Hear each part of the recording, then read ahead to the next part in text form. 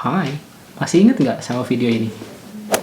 Dimana ini merupakan produk review pertama saya. Kenapa saya bakal bahas ini? Karena saya baru aja coba beli Orbitstar. Yap, betul banget. Itu adalah waktu video pertama kali gua nge-unboxing si Orbitstar, yang dimana ternyata banyak banget yang nonton. Jadi gua mau follow up sekarang tentang gimana rasanya setelah 6 bulan kemudian gua pakai si Orbitstar ini. Apakah masih bagus? Apakah masih reliable? Apakah masih secepat dulu? Jadi gue bakal cerita gue pakai buat apa aja si Orbitstar ini. Terus gue bakal cerita juga tentang pengeluaran tiap bulannya. Lalu gue bakal cerita tentang stabilitas. Dan terakhir, apakah recommended atau enggak berdasarkan opini gue. Seperti kebanyakan dari teman-teman, waktu awal-awal pandemi, kantor gue juga udah nerapin namanya work from home. Dan artinya gue harus berpisah dari wifi gratis yang super duper kenceng. Sehingga cerita gue butuh internet koneksi yang reliable, cepat, dan terjangkau. Waktu itu gue pakai Bayu dan sebetulnya cukup stabil, tapi cukup ribet karena gue harus tethering tiap hari atau tiap beberapa jam sekali karena kadang dia putus otomatis. Itu sangat-sangat merepotkan. Ditambah lagi ketika semuanya berubah jadi remote, kerjaan gue mostly ngandelin namanya video conference yang sehari itu bisa sampai 8 jam atau kadang juga lebih, kadang juga kurang. Jadi kalau ngandelin Bayu, enggak. Dan sayangnya di daerah gue itu belum masuk internet rumahan kayak Biznet, IndiHome, atau internet rumahan lainnya. Nah, untungnya nih si Telkomsel ngeluarin produk baru namanya MyOrbit, dimana ada dua pilihan, ada Orbitstar dan Orbit Max. Nah, yang gue pakai ini si Orbitstar karena murah soalnya. Oke, soalnya yang Orbit Max mahal. Selain buat video conference atau buat kerjaan, gue juga pakai si Orbitstar ini buat streaming YouTube, Netflix, terus buat game online juga kayak MOBA atau COD, terus buat real-time kolaborasi dokumen, dan download dan upload file-file yang cukup gede. Nah, karena sekarang gue tinggal di rumah orang tua, jadi yang make itu bukan cuma gue doang. Gue sendiri ada 5 device yang selalu terkoneksi ke Wi-Fi Orbit. Ada iPhone, Mac, iPad, ada Apple Watch, juga ada battery lamp yang gue pakai buat lighting sekarang. Terus di ruangan tengah ada Mi TV Stick yang dipakai sama ponakan gue buat nonton YouTube Kids tiap hari pas gue lagi kerja.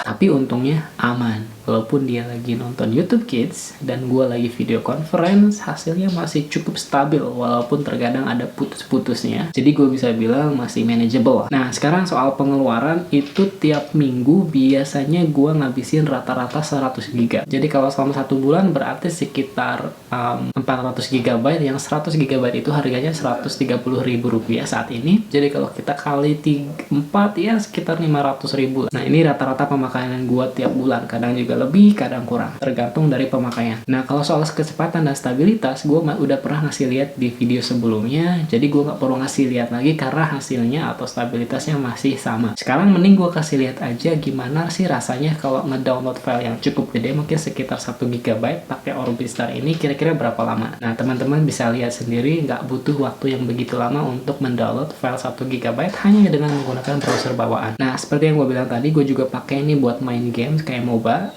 Sebetulnya cukup lancar, tapi kalau misalkan kalian pakai sambil streaming kayak YouTube atau Netflix, gua bisa kasih tahu kalian kalau hasilnya bakal agak putus-putus. Jadi merah hijau merah hijau. Nah, sekarang terakhir nih, apakah recommended atau enggak? Well, sebetulnya kalau misalkan kasus kalian kayak gua, misalkan di daerah yang belum kejangkau internet rumahan kayak IndiHome, Biznet, dan yang lainnya, dan ditambah kalian butuh internet yang reliable, cepet, dan terjangkau, maka gua berani buat bilang ini recommended. Karena so far gue pakai selama 6 bulan ini gue cukup puas.